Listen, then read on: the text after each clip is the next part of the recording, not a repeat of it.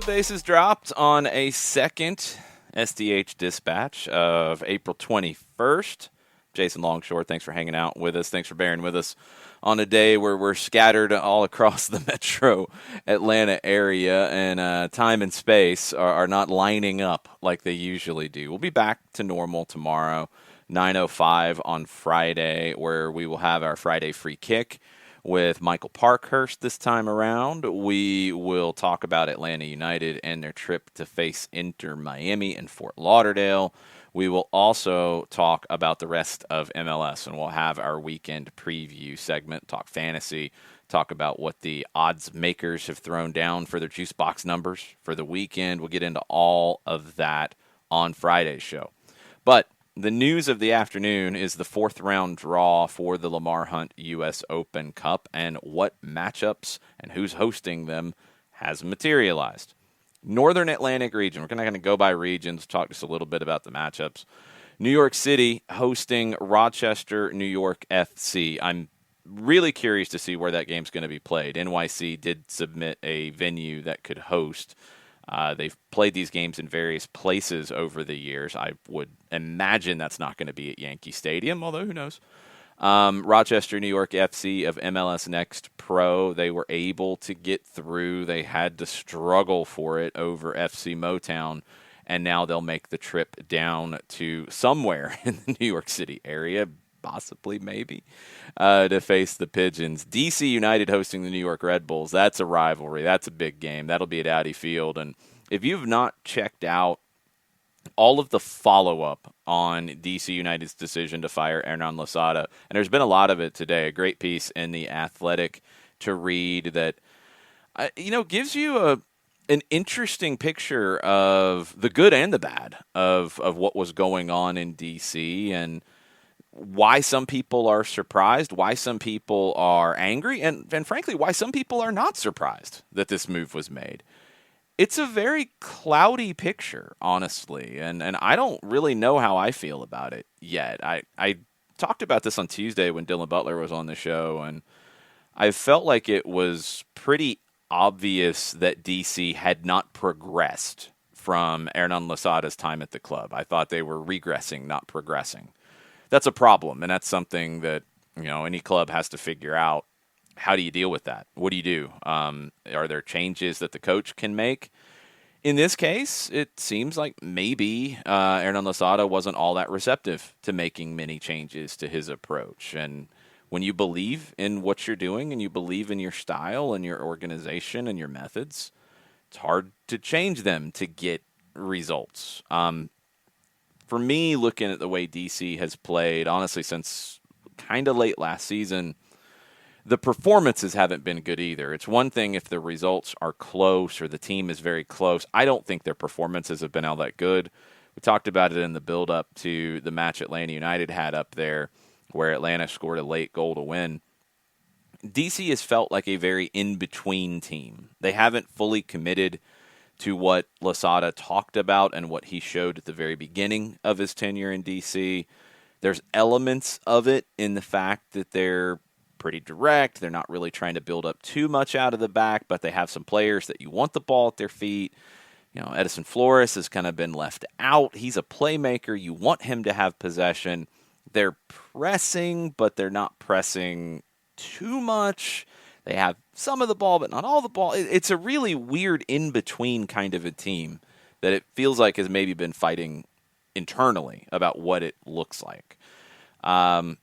When you hear some of the things about the discussion, and this was maybe the most surprising thing to me, and it had come out in Stephen Goff's work earlier in the week too, when you hear about the back and forth on whether Steve Birnbaum and others, but Steve Birnbaum's the one who's been really at the focal point of this, whether he should have played in the Open Cup match in Rochester against Flower City Union this week, it sounds like there was an agreement and the front office was involved in talking with the coach. And this is from two different sources, so I think there's at least something to it.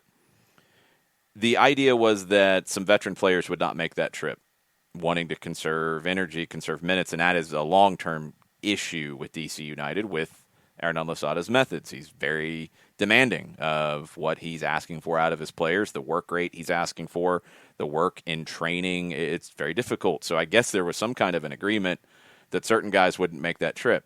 Well, then they blew a 2-goal lead late against Austin and lost on the weekend. And Losada wanted to change the plans. He wanted to take these guys on this game. And I think he probably wanted to use this game as a bounce back. Club didn't want to do that, and guys didn't go. And that sounds like a blow-up point maybe at the end of a long-term issue, and this is just the final straw, potentially, or what kicked it over the line of this isn't working out, but we want to see if it does, but now we can't work together. I don't know. It's a fascinating situation, and we probably will never get the whole story.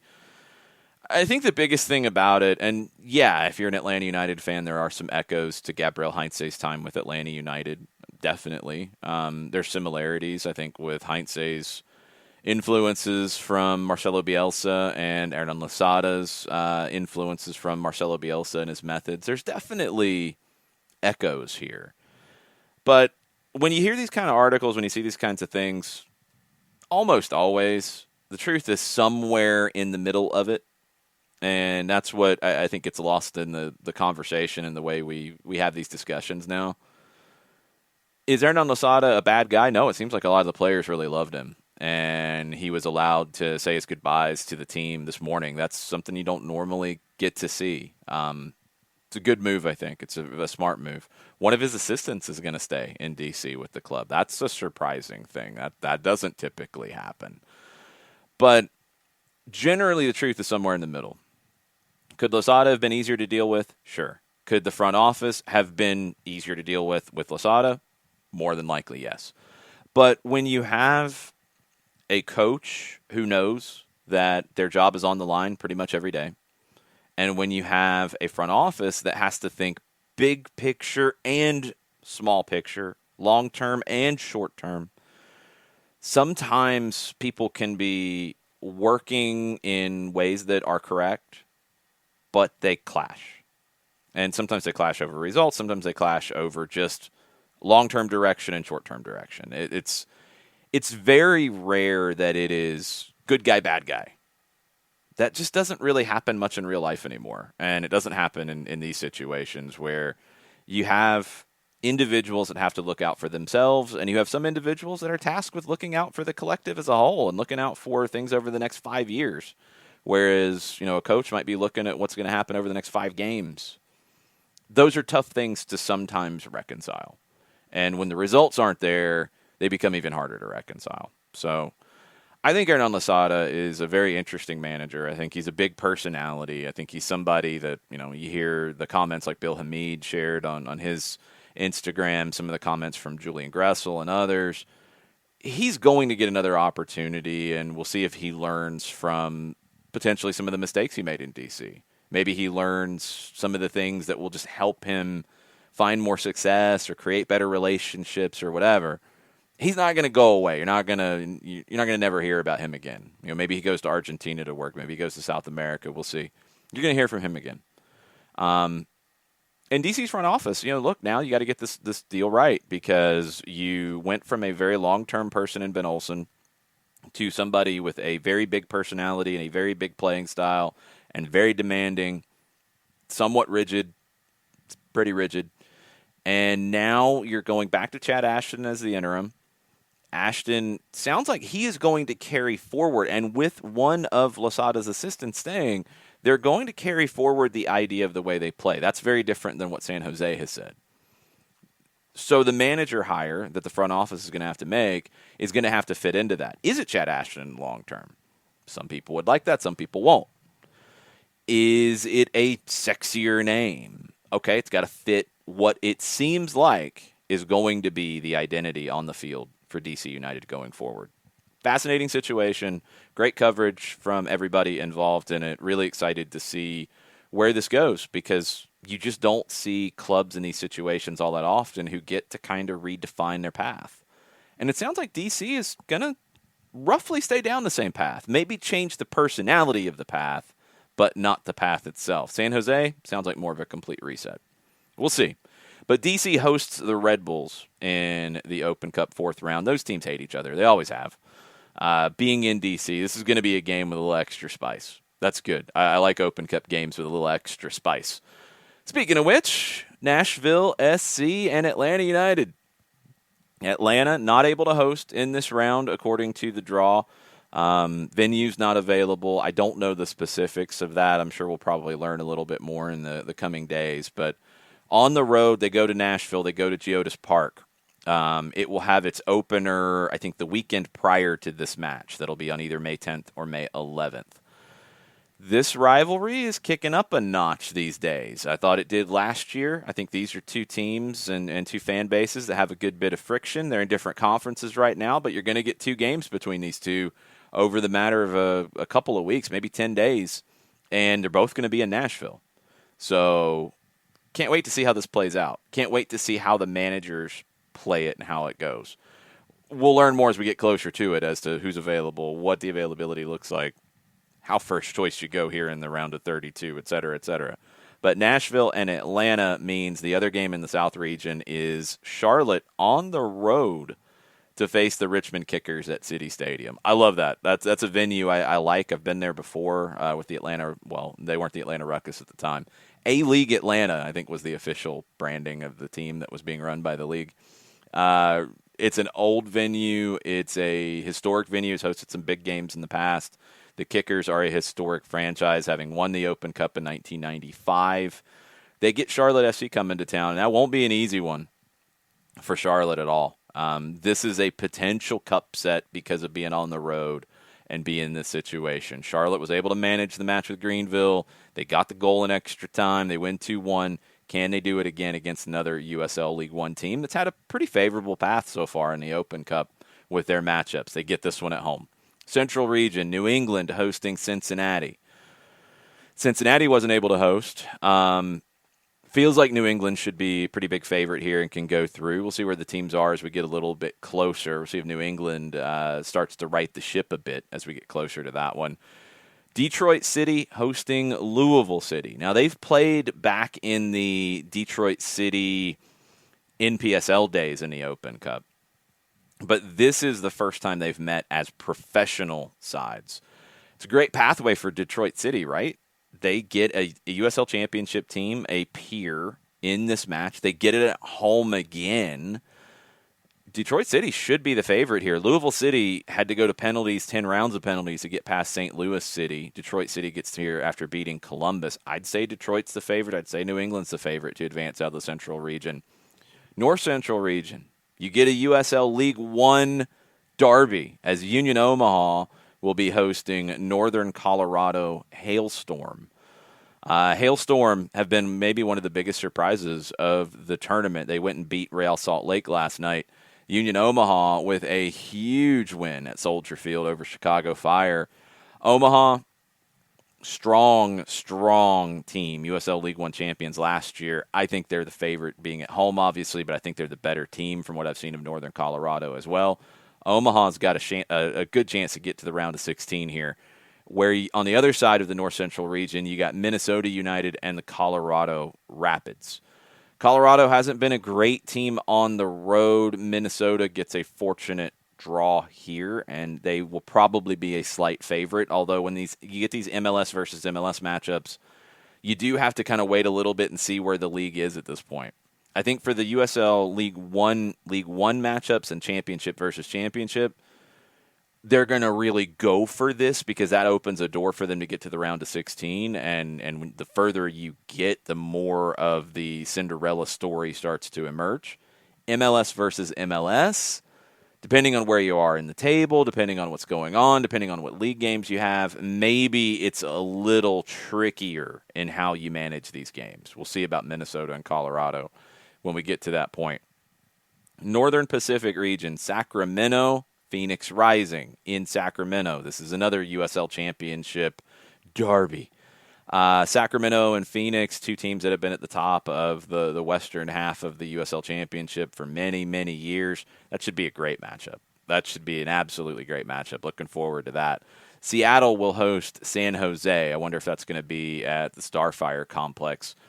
San Jose, I just don't know what to expect out of them right now as they try to redefine their identity. We'll get a better sense in their league play between now and then. And Seattle, look, they're going to be coming straight in off of the CONCACAF Champions League final. So are they flying high? Are they exhausted? Are they emotionally drained if things don't go well? That is the subplot to Seattle and San Jose for sure. Southern Pacific region, LAFC hosting Portland. They've had some Open Cup drama in the past, and this one's going to be at Bank of California. I'm looking forward to that. I don't think those clubs really care for one another very much. And then California United Strikers will be hosting the LA Galaxy. This is a huge game for NISA. It's their last team left in the tournament, and they get it at home against the Galaxy. That's another one that opens the door for some potential chaos. The NISA teams, I think, have shown they are maybe a step below the USL League One teams who've had a great Open Cup so far, 4 teams in the round of 32. But they get this one at home, and anything can happen in the Cup, especially when you get a home match against an MLS team that, hey, we don't know where the Galaxy are going to be at that point. They're going to have to rest guys. What's the league schedule looking like? What's the injury situation looking like? Maybe they think they can go to California United Strikers and rotate heavier and still get the result. That's the gamble that Greg Vanney will be considering as you go into that. South Central region, Sporting Kansas City hosting Dallas in an all-MLS matchup. Look, the Open Cup might be the way for Sporting Kansas City to get right. Sometimes it goes that way, and they are not right now. What can Peter Vermes pull out of his hat in the Open Cup, a competition that Kansas City has historically taken very seriously? Is it the tonic for them to get things correct? We'll find out. Houston Dynamo hosting San Antonio FC, who come in after a big win at home over Austin. That'll be a good opportunity for the game in Texas, and I really hope that Dynamo fans come out and support their team in this. And I hope San Antonio fans are able to make the trip, at least in some numbers. Good celebration of the game in Texas. I'm excited about it. I hope Houston can promote that really well and get a nice turnout for it. Southern Atlantic region, Orlando City hosting Philadelphia. Man, Philadelphia's a team in the Open Cup I don't want to deal with. And they're probably going to go a little younger in this. They could anyway. Great league season so far. But you know how they're going to play. You're going to get them on midweek. They're used to these kinds of games. Other teams aren't. When you have to deal with this, and it's something that Oscar Pareja will have to weigh, how many of your first-choice guys do you want to field in that, depending on your league schedule prior and after? Because you know that Philadelphia game is going to take a lot out of you. It's just the way that they play. It's the style. You have to balance that. So does he maybe rest some people because of that situation if they can't go? People who could be injury issues. You always think about Alexandre Pato in this situation just because of his injury history. Although he's been great so far this season to the point that he's talked about, hey, if Milan wants me, I'll go back. I don't know if he's been that good, but he's been very good. The other matchup in the Southern Atlantic is Inter Miami hosting South Georgia Tormenta, the last of the USL League One teams. And our good friends down in Statesboro have been maybe the most impressive of the lower division teams so far. 2 cup sets, beating Charleston and beating Birmingham, both on the road. They're on the road again here. Their venues are being constructed. I think one's being worked on, one's being finished. I don't know if it'll be ready by that point, the new stadium they're moving into, which I can't wait to see. But Tormenta has been one of the best stories of this tournament, in my opinion. And you get the Herons and the Ibis. Okay, I'm cool with that. Tormenta is a team from the lower division that you just don't want to see in this tournament. And Inter Miami, I think some of the vibe out of South Florida was, they got a great draw. They don't have to deal with Orlando. They don't get Philly. These things are true. Those are valid things. If you're picking about who you want to see out of the possibilities, you're probably going to pick the third division team. It's not an easy draw, though. They were in a tough group. They were going to get somebody hard no matter what. It's not going to be easy for them. And they're not super deep. And when you get into that game and you look at what they have the week before and you look at what they have coming up, Phil Neville might have to make some difficult decisions. And if they don't field a full-strength team and play well, South Georgia Tormenta has shown they can knock off anybody.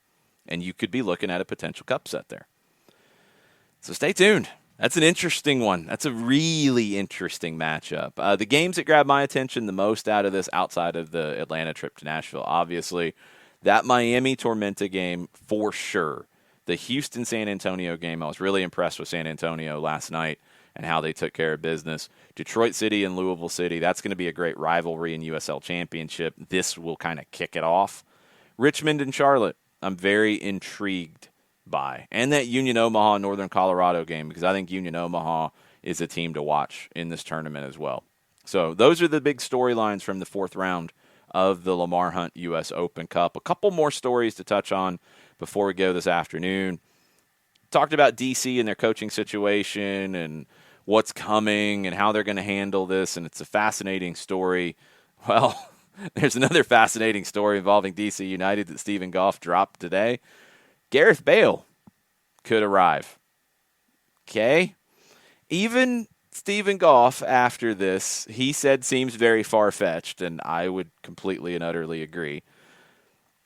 Gareth Bale's been linked to Tottenham. He's been linked to Cardiff City. He's out of contract at Real Madrid at the end of the current season. He's been making a crazy amount in salary. Hasn't been playing a ton for Real Madrid.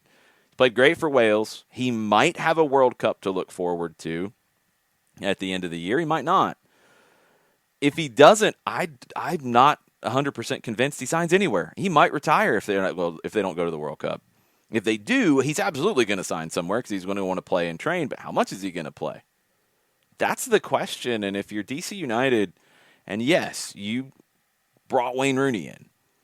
Wayne Rooney and Gareth Bale are polar opposites in at least what we see publicly from a work rate conversation.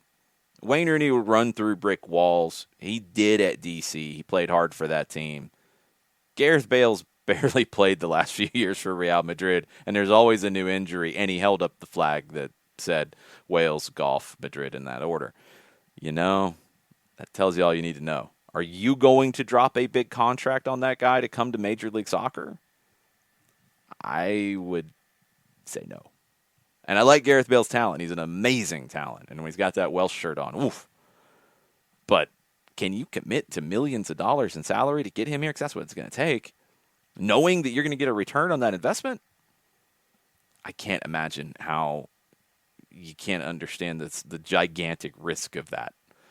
I think he probably ends up closer to home. Cardiff City actually makes a ton of sense if that happens, if it's more about getting ready for a World Cup.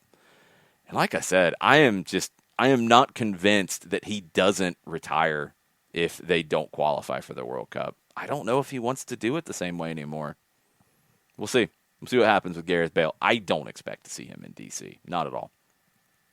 The other news of the day outside of this country has been Erik ten Hag. He is the 5th permanent manager at Manchester United since Sir Alex Ferguson left in 2013. We've talked about this a lot on Soccer Over There and on SDH for a while now, as Manchester United has been a tabloid story for a long time. Looks like this one came down to a straight 1v1 with Erik ten Hag and Mauricio Pochettino. They went with ten Hag. According to the reports, his style, progressive style, willingness to work with the director of football, that was more in tune with where Manchester United is right now than Pochettino. Now, Pochettino has experience in the Premier League. Erik ten Hag does not. How is that going to play out? What are the expectations? If they get into the top 4, I think it's a job well done for Erik ten Hag. If they win a domestic cup, yes, maybe even the Gummy Bear Cup. That's a pretty good season. I don't know if finishing 8th in the Gummy Bear Cup is on the same level as finishing 4th and no Gummy Bear Cup. I think it's top 4 is the top priority. I don't know if they can pull that off in year 1. We said this on Soccer Over There. I think where I was, it's going to take 2 years for him to get to 4th, get to the top 4. I don't think they are a top 4 team in talent. I think it's going to take him a little bit of time to get his ideas across and adjust to the Premier League and the schedule and the way things go and the style of play and the style of the players he has. Like, there's so much for him to adjust to. Making it top 4 or bust in year 1 is unfair, and you're setting yourself up for failure as a club for making this decision. A domestic cup, maybe it bridges the gap a little bit, makes it a great year as opposed to a good year, not finishing top 4. If they finish top 4, it's an incredible year, in my opinion. I don't know where this idea is that Manchester United is a top 4 team in talent. I don't think they are. I think it's a crapshoot behind the top 3, and Chelsea's 3. They haven't won anything since the 2017 Europa League under Jose Mourinho. It's the longest period without silverware since 1977 to 83. This is who you are right now, right? Erik ten Hag's coming in to change that, but change doesn't happen overnight. And that's where I think you're setting yourself up again for this idea that, they lose a couple of games, and it's time to panic, and we're going to hear from somebody in the locker room. They don't like the way he trains. They don't like the style of play, and yada, yada, yada. And you're back to where you've been under David Moyes, under Ole Gunnar Solskjaer, under Louis van Gaal, under Jose Mourinho, you're under Ralph Rangnick. You're going to be back to the same place that you've been because that's who Manchester United has turned into. And it's shocking to see a club of their stature be a bad reality show. They have to recognize walking in, and they have to get the story across to people that Erik ten Hag is here for long-term change. He is not going to be judged on 1 year. He is not going to be graded on 1 year. And this is about the life of his contract of improving the team from day 1 when he walks in the door to the day that he leaves. That's the goal. That's it. If you start setting these expectations and start doing it that way, you're going to set up the reality show season 57 at this point. It's actually probably about 10. And it's going to be ugly. We'll see where it goes. He's going to need time. His ideas need time.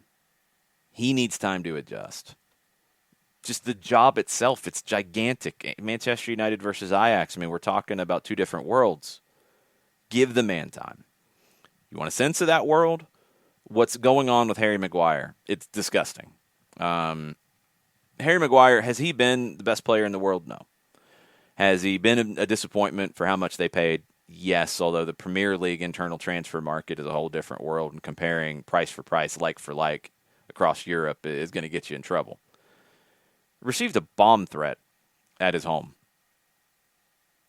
And it was taken as credible. A spokesperson for Maguire said in the last 24 hours he's received a serious threat to his family home. The safety of his family and those around him is obviously Harry's number 1 priority.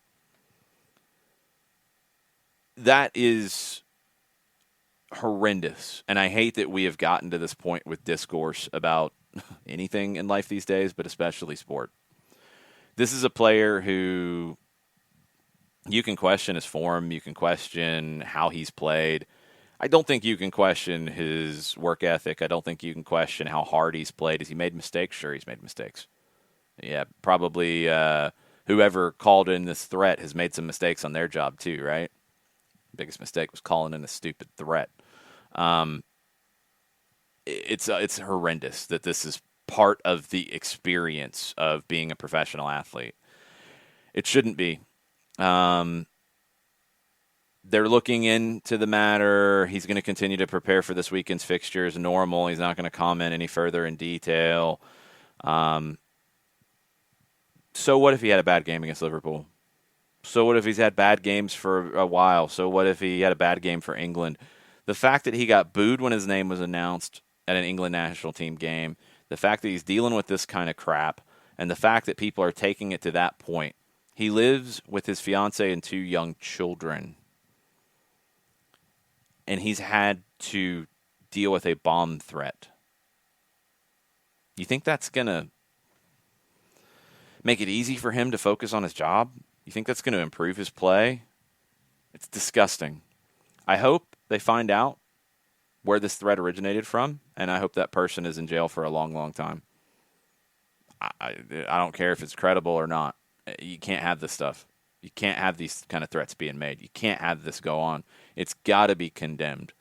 And some of the pundits, and look, on this show and worldwide, I mean, we talk about the game and we talk about players playing well or coaches doing well or not doing well. There's a line, and I feel like at times the whipping people up about somebody playing bad, it gets way out of hand. Way, way out of hand. And I think, in the way that we talk about the game, it all comes from a place of love in this show and on this network. It comes from, we're passionate about it. We want to see players play their best. They don't play well, or they do the dark arts, or they go in for a hard challenge. You get mad. You get fired up. You get emotional about it. You don't want somebody to have a bomb placed in their household where their fiance and 2 young children live. No. You don't want them to be booed when their name is announced when they represent their country. No. We love this game. We talk about this game out of a place of love that needs to come back into the discourse around this. And this is disgusting. And it follows up disgusting behavior from before. I thought booing him when his name's announced for the national team, where he's played very, very well and been a huge part of some of the greatest runs the English national team's ever had. It's stupid. Booing a player when their name is announced is stupid. Booing your own player or your own team in general is stupid. Hate it. And I don't care if it's where where society is these days. I don't care if it's, fan short for fanatic, all that kind. I don't care. It doesn't make it okay. It's awful. And I hope that they find who did this, and I hope that they are punished severely, because this just can't be the life that we're in. It can't be the reality of the world we're in and the game we're in. So I hope everything is okay. I hope his kids are okay. I hope his fiance is okay. I hope he is okay. And I hope we can see the best of Harry Maguire going forward. Because, look, Erik Ten Hag's going to need him. Manchester United needs him in a big way. England's going to need him in a big way as they prepare for a World Cup at the end of the year. This stuff doesn't help him be his best. So awful to see. And sadly, these kind of stories are becoming far too common. We will be back tomorrow morning, and we will talk about, hopefully, the love of the game and the fun things about the game. It's going to be a fun weekend in MLS. Be down in Fort Lauderdale on Sunday. You can listen to that on 92.9 The Game. You can listen to that on the Odyssey app, the Atlanta United app. We'll get you set for that. Mike Conti will join us tomorrow. Michael Parkhurst will join us tomorrow, and we'll run through all of the games around Major League Soccer. We'll help you get your fantasy team set as well. Had a couple of good weeks. The Hani Mukhtar captain selection last week was really good. Good week, but not good enough to win in my head-to-head matchup, though. It's competitive. It's good. I love the conversation around it. I love the conversation about the game itself. And if you guys ever have any questions out there, you know where to find us. Tweet at us at Soccer Down Here.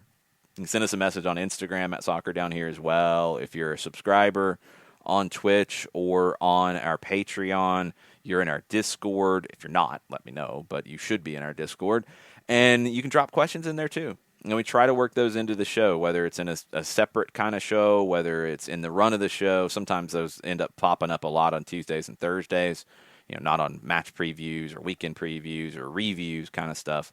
So always think about that. If there's ever topics you want us to try to tackle, we will do so. Thanks for listening today. Thanks for checking out our morning dispatch talking about Atlanta and Chattanooga from last night. Thanks for checking out Nico Moreno's time with John Nelson earlier today. And thanks for checking this out. And we'll see you tomorrow. Much plot, y'all.